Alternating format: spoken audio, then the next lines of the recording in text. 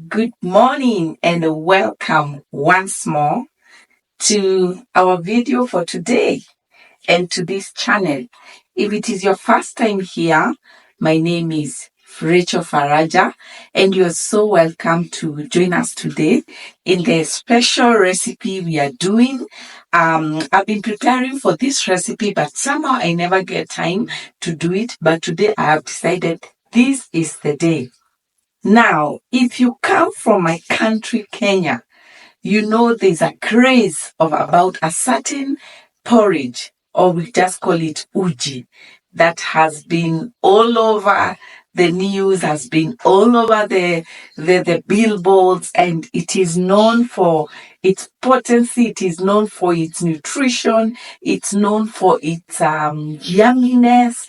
And today I want to give you the recipe for Uji Power. Are you ready? Subscribe, like this video, share it with your friends so that as we do this, they can also join us.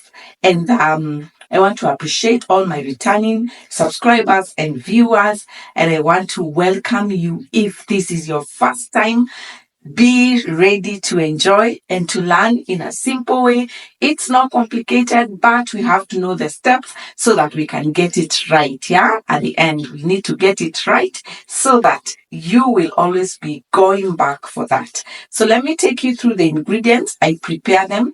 We get right into it. It is does not require so much, but I'll show you how to do everything. Welcome.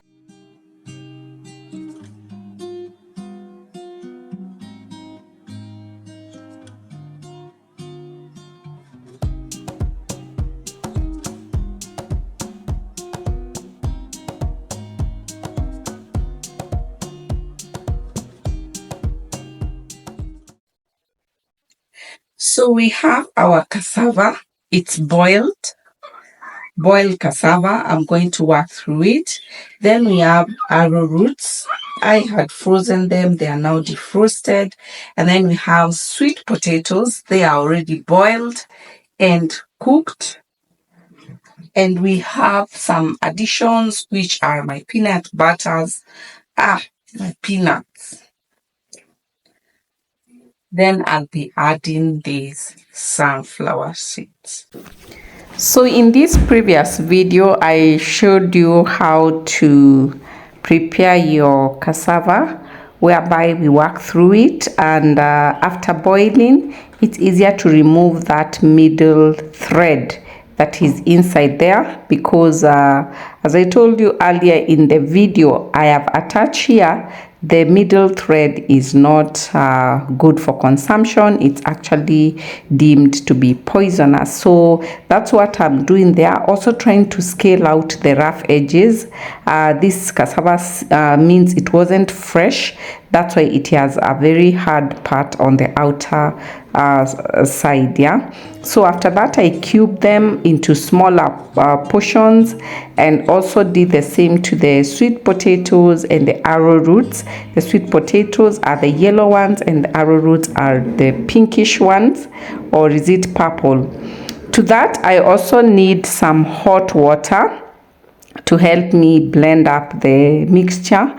And that's what I was putting there. I didn't know exactly how much I needed, so I started with just a quarter of that jug.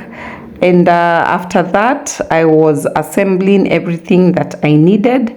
So I discovered that I needed something to scoop and put into the blender. And I started with the cassava, which in this recipe, I recommend the cassava to be more, because it is more creamier, so it provides us with a creamier touch at the end of the whole process. Then also add your sweet potatoes at this point. And can you see how ambitious your girl was with my blender? I think it was just screaming and wondering, what are you doing to us? Even if we've been in your house for how long? What are you doing with us? So yes, that was, as I will later tell you, among the mistakes that I made. I truly overloaded this blender. This is not what should have gone in, but we are here to learn, and I'm here to show you so that you don't make the same mistake. I proceeded on to blend up the entire mix. Not entirely, because I will soon add the peanut butter. Why am I calling it peanut butter? And it is peanuts, but you can add peanut butter, by the way. If you don't have peanuts, you can add peanut butter, and I tell you, I think it's even better because the mixture is smoother. It is smoother, and it is also creamier to that effect. So I added some of the sunflower seeds because with what I had, I intended to make 2 batches of this in terms of what I will blend out. So this is what is going on here, and I continued to blend until it was, I was just helping this machine of mine do the work. Hot water is good, and once you use hot water, it also enables them to cream up quickly, and that is the process as it goes. So you repeat this until you get a creamy outcome. Then after that, I will show you the next step.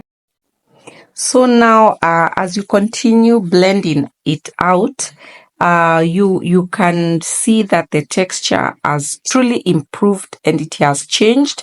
And so you have an option of adding milk or just plain water, but I tell you, milk gives it the best results, and it gives it such a creamy touch and such a delicious, such a comforting taste at the end of it. I would truly recommend it. If milk doesn't affect you in any way, please go ahead and add hot fresh milk or just fresh milk. Then you heat up this. So I mixed it up. I was trying to see if the peanut peels can disappear, but I think that can only happen if you have a very powerful blender. But I still was okay with what was going on here. The outcome didn't matter at the end of the day. The speckles were minimal. And so after that, because my ingredients were cold, remember I had defrosted them the entire night, and they were cold when I began cutting them up. I needed to cook them a bit so that they can come together. Yes, and I added sugar. Now, you can add honey if you want, but I chose to go with sugar because that's what I had at that time.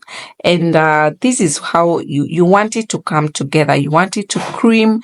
You want it to just boil together so that the taste can combine. Yeah, you don't want the different ingredients to taste in their own capacity, but just you want this now, the mashup. Guys, our Uji Power is forming up. Our Uji Power is up. It's up, and it's done. Let me serve it up so that we can do a taste test, and I'll keep it here and see how this goes.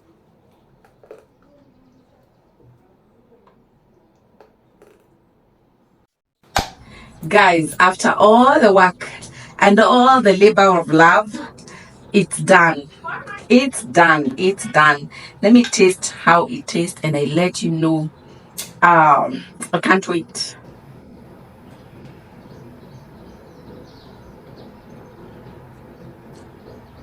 What? Oh my goodness.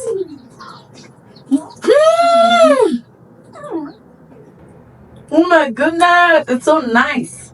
It's so nice, guys. Nimoto. It's hot, but it's so nice. I will definitely do this more and more. So for a start off, let me know some of the things that I didn't get right, because this was my first time doing it at home. First, I overloaded my blender, and I underestimated just how heavy and creamy this can get when it is in the blender, and especially after adding hot water. If you have a heavy duty blender, well and good, you're well and fine. If you don't have a blender, what I would have done before is at least mash up mash up my mix before I blended it. It would have been easier for me. The other thing that I did, I think I overestimated the quantities. I have so much Uji Power with me now because I thought, I don't know, I didn't think it would be this much. But the good thing, it can be stored in the fridge for up to 2 to 3 days and it won't go bad, especially the portion that has no milk. I made 2 portions, one without milk and another one with milk, so that we can just get the one we would love to work with, and it will be easy for us. If you've watched this video up to this point, I would just want to tell you thank you so much for sticking with me, and please try this recipe. Come back and let me know how it went, and you will be very delighted. I wish you a wonderful time. Share, like, subscribe, do all that, and also super chat to me.